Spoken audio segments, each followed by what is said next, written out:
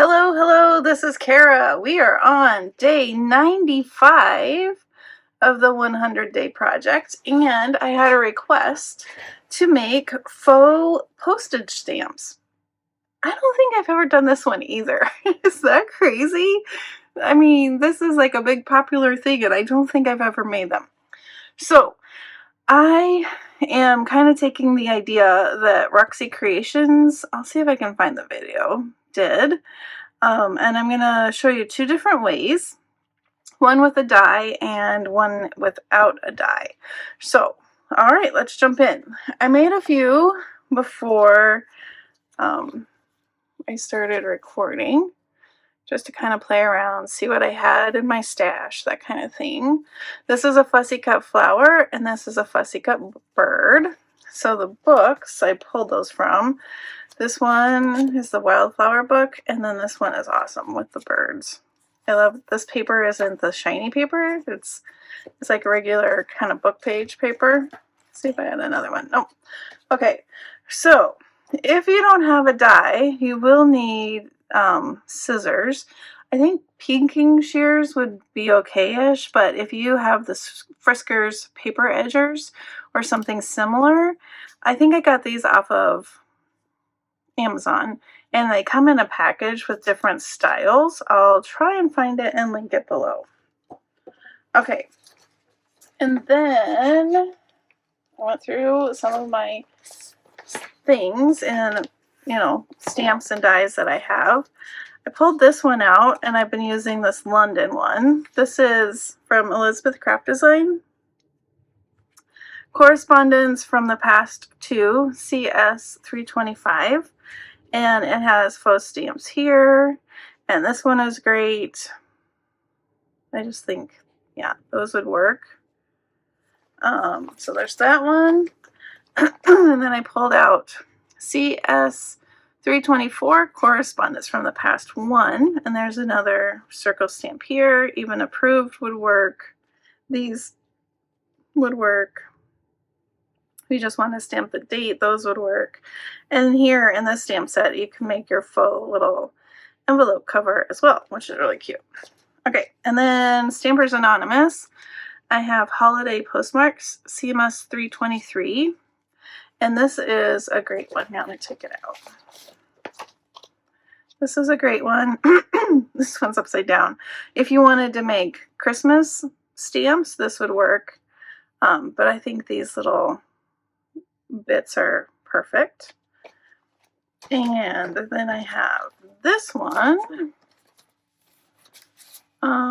postage stamps 1 CS372, and it has some fun bees and kiddos.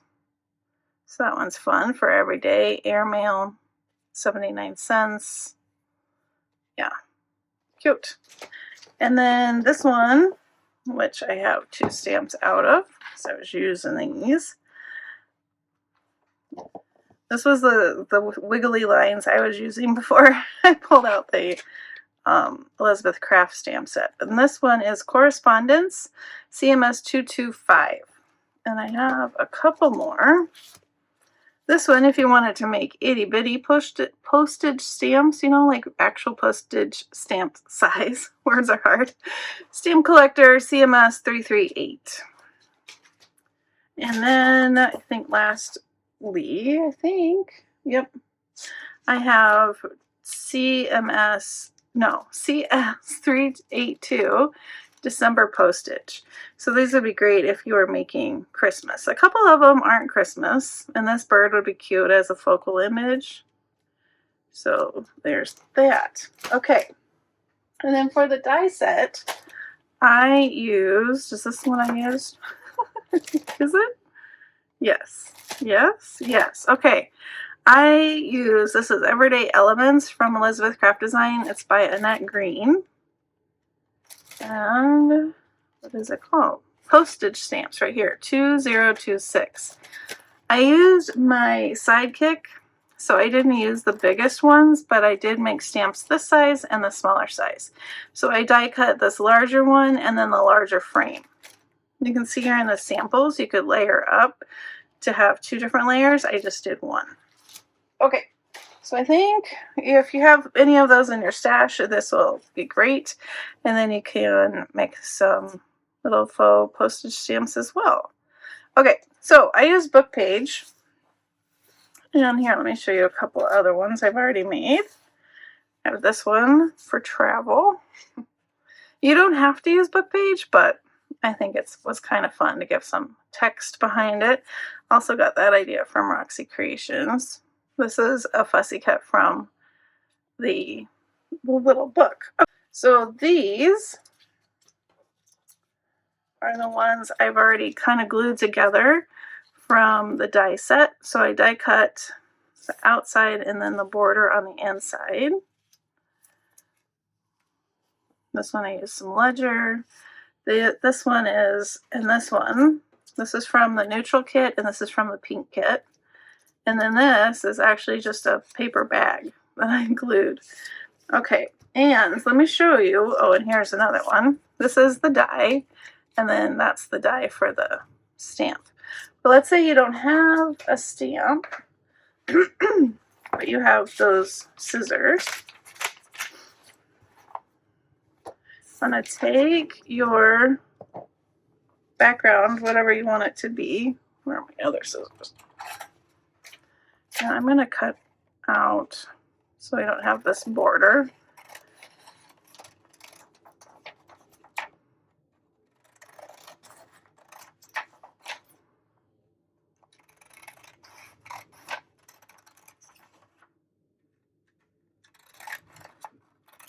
Okay.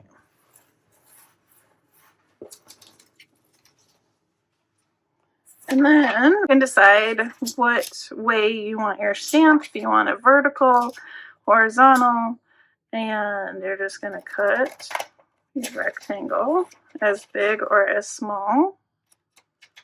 Try and cut straight, which is challenging for me.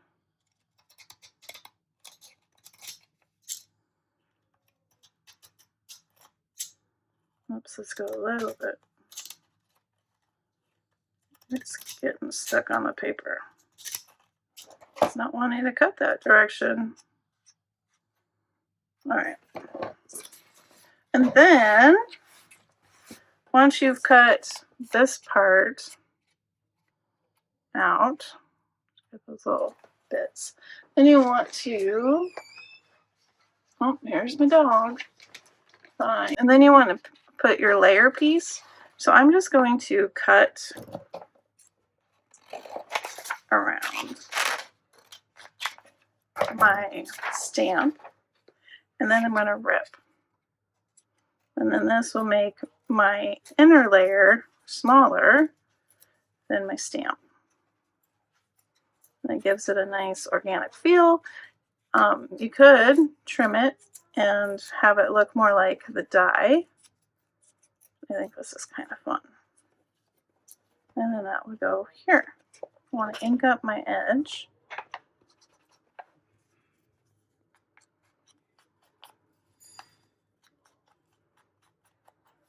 And then we can glue this on, just like that. So there is our base layer. I'm going to glue this one on too. Ink. And we'll glue it on. This is a Tim Holtz backdrops, I think is what he calls them, paper that I had scraps of.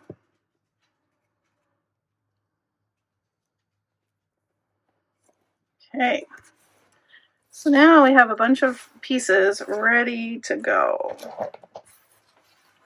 All right, and I have a piece of paper here I'm going to use for stamping.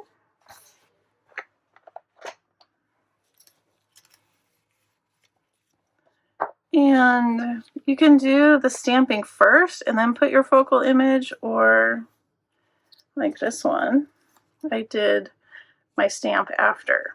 Really, I think it's whatever you want to do. If you have single just number stamps, like small number stamps, hold on, let me show you what I mean. Ones like this but are numbers, they would be great for this as well, because then you could just put your postage in the corner. Alright, so now I have some stamps.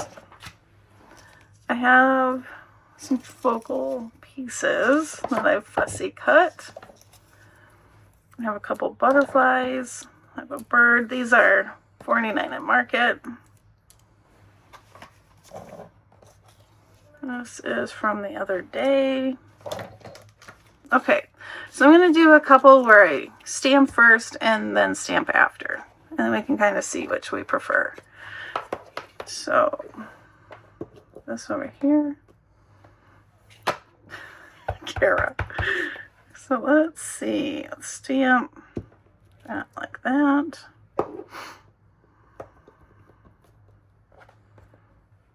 And I'm going to put this one like that. Okay. Now let's see what we want to go.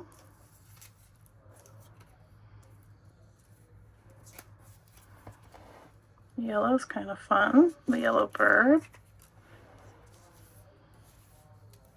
Ooh, I like that. That like just fits right there perfectly, doesn't it? There we go. Just like that. That's cute.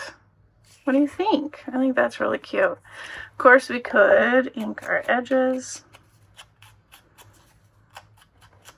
And again, you don't have to use book page behind it, but I just thought it was fun. And I'm still, look how close I am. Almost there. I'm trying to use this whole book.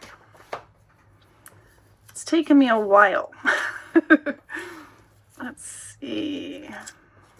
There's this pink one on here. This needs a little ink though.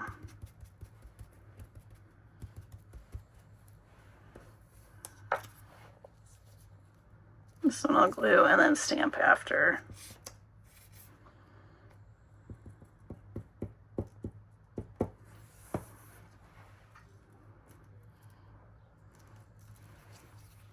And let's do this one, just for fun.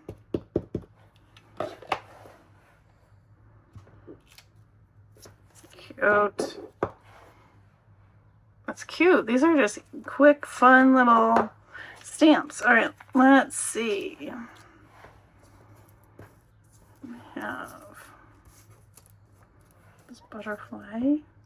Wish it was the words were going this way, and that would be perfect. But I guess we could still.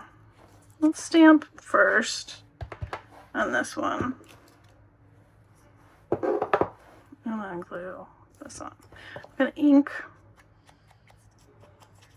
just a little bit.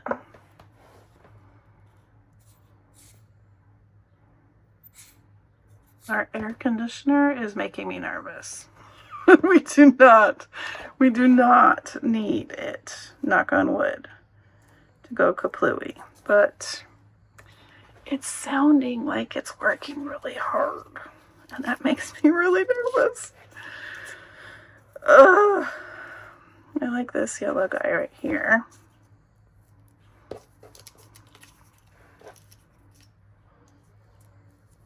I'm okay with him going off the stamp too. I think that just looks really fun.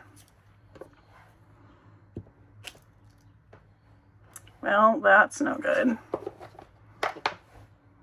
Let's fix that by maybe using this one. A little bit better. Yeah, at least it has. Do I just, oh here, I'm just gonna do it. I'm gonna add this again. I'm gonna line it up, but maybe, you know, sometimes they do the double stamp, right?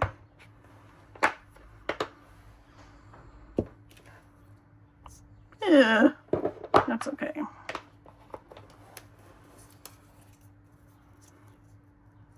Yeah, okay, I'm okay with it. This would be a good one to put on a different embellishment, and so maybe that would kind of blend, you know, go to the background. Kind of cover it up with the bird's head. Alright, so that one's eh. And let's see. Ooh, let's do this one. We have this big bird. It's a little too big. Nah, this one, I feel like it needs a crown or something. You know what else I have? I have this botanical book with a botanist sticker anthology. There's cactus, that's fun.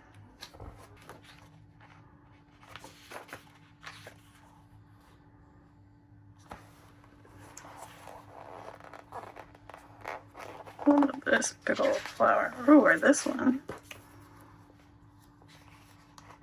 Is that too big? Maybe this one. I'm going to try and trim some of the white. Okay, inked around the edges just so that where it wasn't perfectly cut, it looks okay. That looks all right. Maybe go this way. Yeah, that's cute. Yeah, let's add.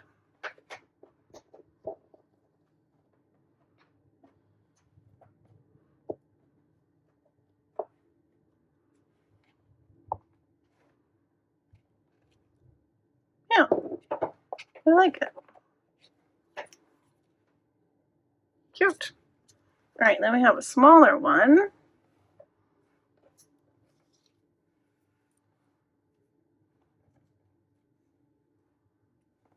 And do 2 butterflies. These little birds. I think I'm going to do, let's see,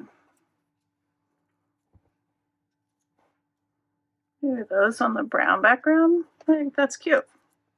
And let's stamp before, since this has a little, there's a little thickness to it.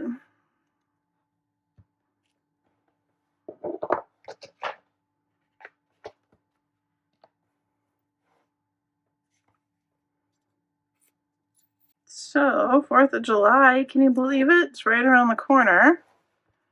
Crazy. Are you doing anything fun?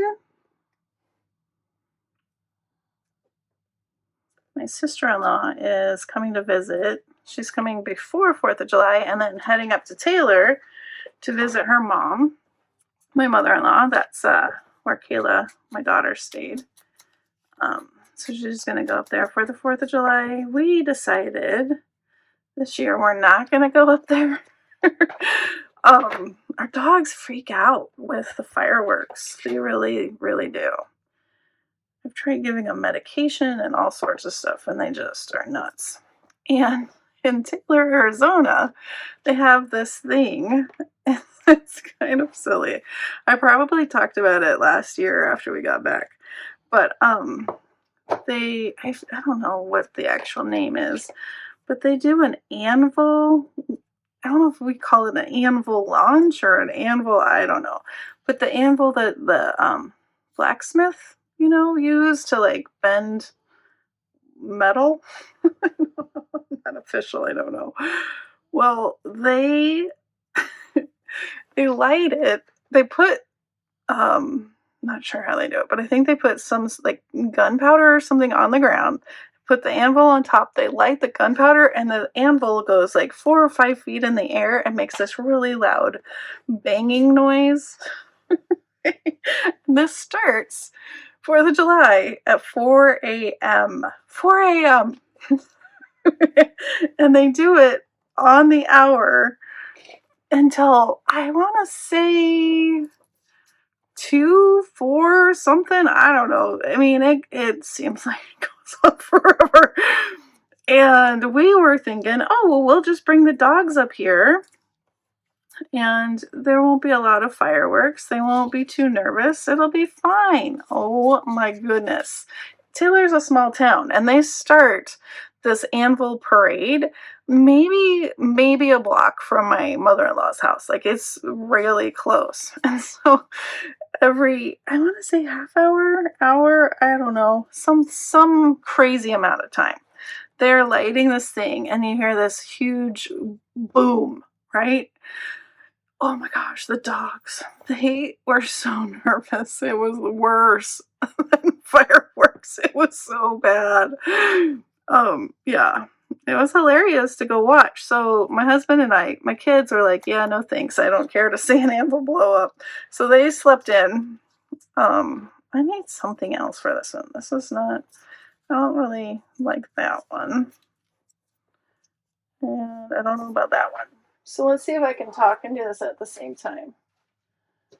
Um, so, so they were sleeping, and it was the husband and I who got up because we were like, okay, we need to see what this anvil thing is all about. And they warn you, like if you're standing there watching, they warn you to cover your ears because it's going to be, that's kind of cool. It's going to be so loud. And that's just blends in. So, and so then you get like, you get ready for this anvil to explode. That's kind of fun. And then so you have like the anticipation, right? And if you can't see it on the ground because you're kind of further back in the in the pack, it's kind of where I would prefer to stand last year. It startles you every single time it happens. I think I like that. So, it was kind of funny. So yeah, so they do that. Then they have the high school marching band, and they put the high school marching band on a trailer, and they play their music, their patriotic tunes, while the parade of the anvil goes around the town, blowing up the anvil every half an hour. It's pretty darn funny. I don't know if anywhere else does this in the United States. They claim that they're the only ones. I really don't know. It is something. It is something. Let me tell you. And then we thought, oh, that's all that they do. No. So then they have another flatbed trailer with like a, I don't know, something that you feed cows and horses with, like a big metal trough looking circle thing, and they fill it with water. And then the high schoolers that aren't in the band, they get on the trailer with their water guns and their like balloons, and they're tossing balloons, and it's cold. The sun's not up, and it's, it's up north a bit, so it's chilly. And they're tossing the water and getting each other wet, and then there's high schoolers and family members like following the parade in their side-by-side buggies. Oh my god, it's a hoot. It is a hoot. But we thought this year we will skip the fun and stay with the dogs, and so we only have to deal with booming noises at nighttime versus all day on the 4th of July. Hilarious. Okay, so we did quite a few. Let's see how they all turn out. These are really cute and fun. All right. So my sister-in-law, she is, maybe I can lower you down so I can see a little better. Oof. She is going to go with her twins and experience the fun.